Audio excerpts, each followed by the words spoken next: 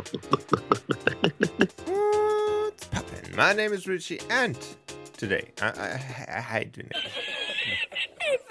Today, I want to show you how to make a 4D jump scare, which is a very cool jump scare, by the way. So, with that being said, let's jump right into it. Okay, let's quickly walk you guys through the jump scare, because since most of you guys already know this is a jump scare tutorial and how to make a jump scare, this will be not as half as scary as it should be in the game.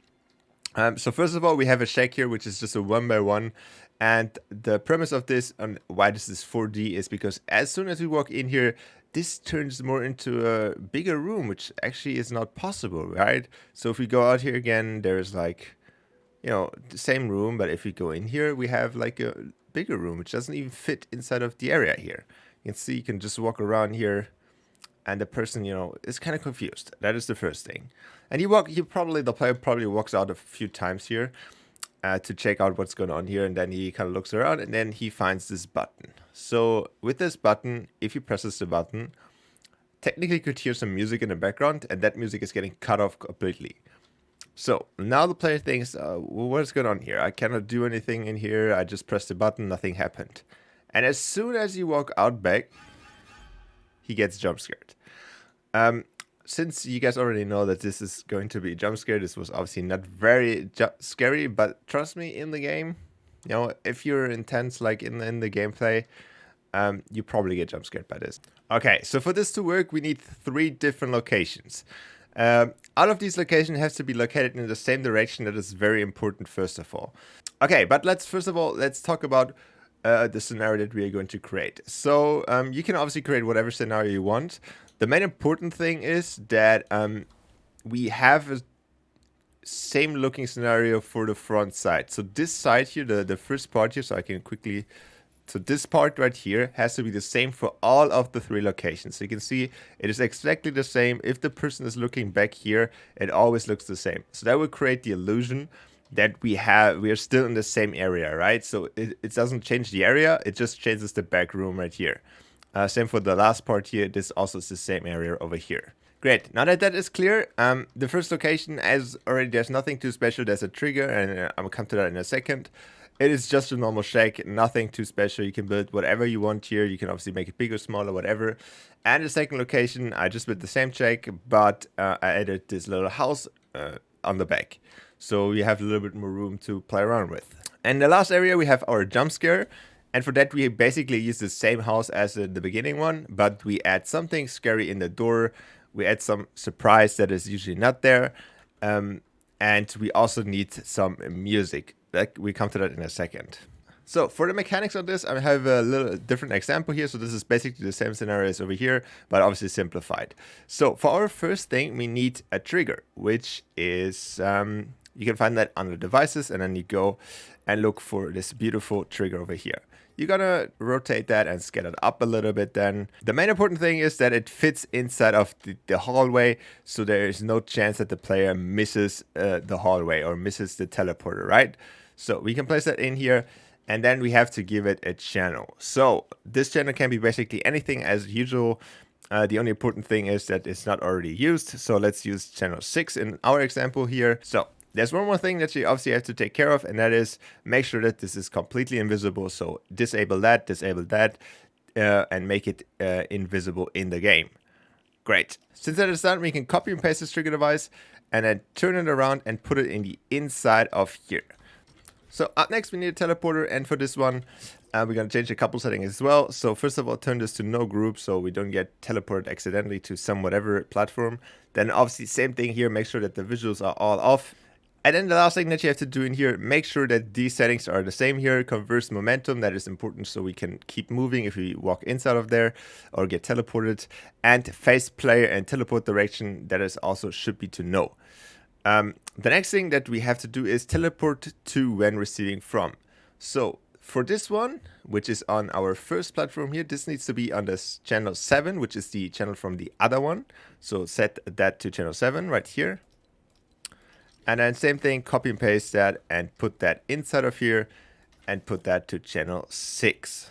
So, all right, so now if we try it out, we can see if we walk in here, we're gonna end up in a different room. And then if we walk outside of here, we end on this room.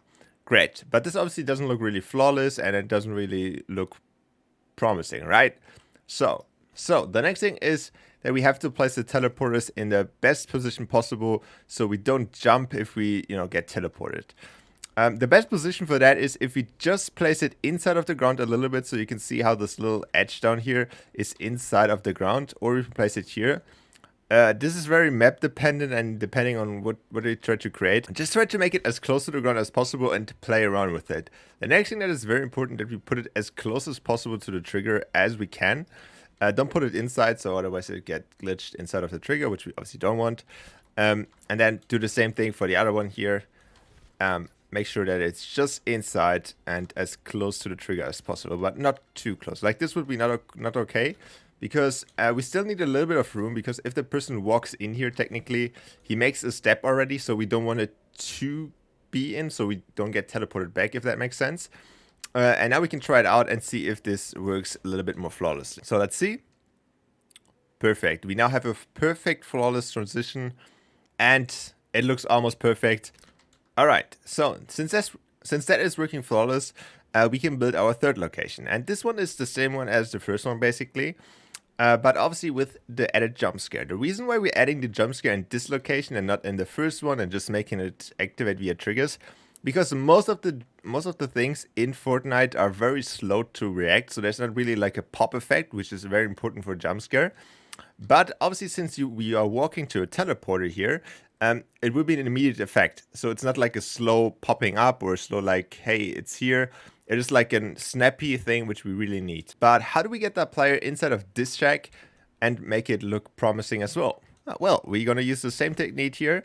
We're going to use the trigger device here, but instead of just placing it here, we also have to turn it off first. So make sure that as soon as we go into the trigger device, we're going to disable it from the game start. And then as soon as we press the button, it's going to get enabled. So we're going to need a different channel for that. So let's choose channel 8 for that. And we also need a triggering channel, which then teleports us. So that can be channel 9. So then we obviously need something that triggers this device. You can obviously, create your own little story inside of there. You don't have to fully do it with a trigger. You can do all kinds of cool stories there. But we are obviously just creating a tutorial here. So just a trigger, and we need the channel 8. Remember, that is the one that we put in to enable the whole thing. Great, so the last thing that we have to do is then obviously teleport the player. So we're going to use yet again another teleporter, just place it inside of here. Just make sure that you place it as close to the ground as possible as usual. And also place it quite a bit closer to the wall here. And we should have a perfect location. The last thing is to then just change the trigger channels. This one is obviously now on channel 9, so let's put that in here. And now we have our jump scare. So this should work fine. We don't have to test it out again. And now we need our jump scare. So you can basically put in anything in here which is scary for people. So I obviously went with something from the shooting range gallery, since they can also move and have like quite a bit of options. But I just wanted to make this as simple as possible. So I used the pumpkin head here, but you can obviously use whatever you want. The one very important thing for a jump scare, which I think I said at the beginning, is that it needs a very sudden and almost eye-piercing sound with it. That is whatever, kind of squeaky or whatever loud and just scares the person, because that is very important for jump scare. And it has to be almost, ear-piercing, so it has to be very loud. That is the main reason why jump scares work. So make sure that if you put whatever scare you want to use, I used Halloween Scare 2, I think that is one of the best in here. Make sure that you put it to very loud and make the sound distance to whole island, activate on whatever, and then it activates as soon as a player gets teleported. So for this would be channel, I think it's 9. So we can leave that next to this because it's invisible anyway, so it doesn't matter. Okay, so I also forgot to add the pumpkin thing, so let's quickly do that. Perfect. And the last thing that we can do, which we don't have to do, usually if there is a jump scare coming up, there's complete silence. So there's like no sound whatsoever. So what we could do is add a radio, and then add the radio inside here, like just put it wherever you want to. Give it a custom sound, and as soon as we press the button, you have to turn it off. So you can put that in here. So I think it's channel 8, right? So as soon as we press the button, the radio turns off and we have complete silence. So let's see if everything works. So we go in our first area. We're like, what is going on here? Then we go back, and I was like, how is this not possible? How is this even happening? And we see this button, and I was like, oh, a button. Nothing happening again. Now we walk inside of here, and then we get jump scared. Great. That is exactly what we're trying to do here. And that is basically how you can create a 4D jump scare. I know the word 4D is a little bit overkill here, but I couldn't really find a good word for it. But it still is like cool because you have these different dimensions kind of. And, the teleporting trick is also something that is very cool. So you definitely should try to use something like this. Obviously, Mustard Play also has a video with like 7 jump scares. So if you need more inspiration, I'll link the video also down in the description. And as usual, leave a like, subscribe, that really helps. And I will see you guys on Halloween. Hopefully not at my door. But I'll see you guys in the comments. So see you guys. Bye.